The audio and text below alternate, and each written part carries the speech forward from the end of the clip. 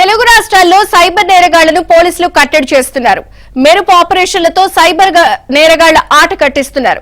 అనంతపురం, హైదరాబాద్ పోలీసులు సైబర్ ముఠాల ఆట కట్టించారు.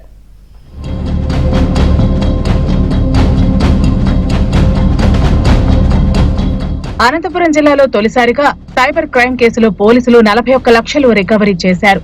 రాయదుర్గానికి చెందిన సాఫ్ట్వేర్ ఇంజనీర్ నరసింహప్ప ఆన్లైన్ లో పెట్టుబడులు పెడుతూ లాభాలు పొందేవాడు.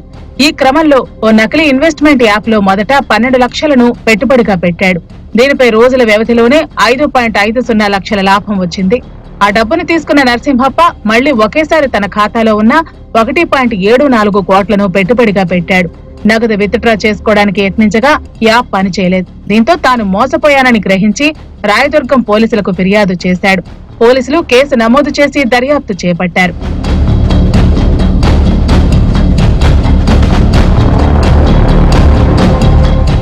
కంబోడియా దేశంలో కీలక సైబర్ నేరగాడు వ్యవస్థను నడిపిస్తున్నాడని అనంతపురం పోలీసులు గుర్తించారు. ఈ కేసులో 5 నిందితులను అదుపులోకి తీసుకుని వారి నుంచి 41 లక్షలు స్వాధీనం చేసుకున్నారు. అనంతపురంలో ఇంత పెద్ద మొత్తంలో నగదు రికవరీ చేసిన సైబర్ క్రైమ్ ఇది అని జిల్లా ఎస్పీ జగదీష్ తెలిపారు. ఆయనకి ముందు నుంచి కూడా ఇన్వెస్ట్మెంట్ చేసి అలవాటు ఉంటుంది. సో వేరే చోట్ల మార్కెట్కి అది కూడా ఆయన కంపేర్ చేసుకొని చాలా సార్లు చూసుకోవడం జరుగుతుంది. అయినప్పటికీ కూడా మోర్ ఆర్ లెస్ అదే రేట్స్ కింద ఆయనకి కనపడుతుంటాయి. అయితే ప్రాఫిట్స్ మాత్రమే బయట మార్కెట్ కంటే ఆయనకి ఎక్కువ ప్రాఫిట్స్ కనపడుతుంటుంది. సో ఒక 1.2 crores ఆయన ఇన్వెస్ట్ చేసిన తర్వాత అరౌండ్ 2 crores 50 lakhs దాకా ఆయనకి రిటర్న్స్ కింద చూపిస్తూ ఉంటుంది. సో అమౌంట్ని ఆయన విత్డ్రా చేసుకోవడానికి ట్రై చేసినప్పుడు విత్డ్రాల్కి ఆప్షన్ ఆయనకి ఉండదు. 41,20,000 అమౌంట్ సీజర్ చేయడం జరిగింది.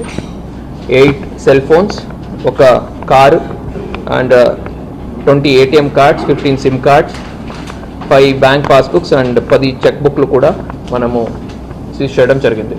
అదలా ఉంటే 2 వేర్వేరు కేసుల్లో 2 నిందితుల్ని హైదరాబాద్ సిసిఎస్ పోలీసులు అరెస్టు చేశారు. నేహ అనే మహిళ బాధితుడికి ఫోన్ చేసి పరిచయం పెంచుకుంది.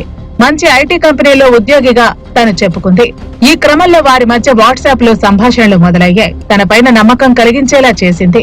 ఇన్వెస్ట్మెంట్ చేస్తే మీకు స్టాక్ ట్రేడింగ్, ముఖ్యంగా ఐపీఓస్, ఇనిషియల్ పబ్లిక్ ఆఫరింగ్ లలో, తర్వాత స్టాక్ ట్రేడింగ్ లో మీరు ఇన్వెస్ట్మెంట్ చేస్తే మంచి రిటర్న్స్ వస్తాయి మీకు అని చెప్తే అతను ముందుగా 1,70,000 రూపాయలు చెప్పిన అకౌంట్ కి ట్రాన్స్ఫర్ చేయడం జరిగింది.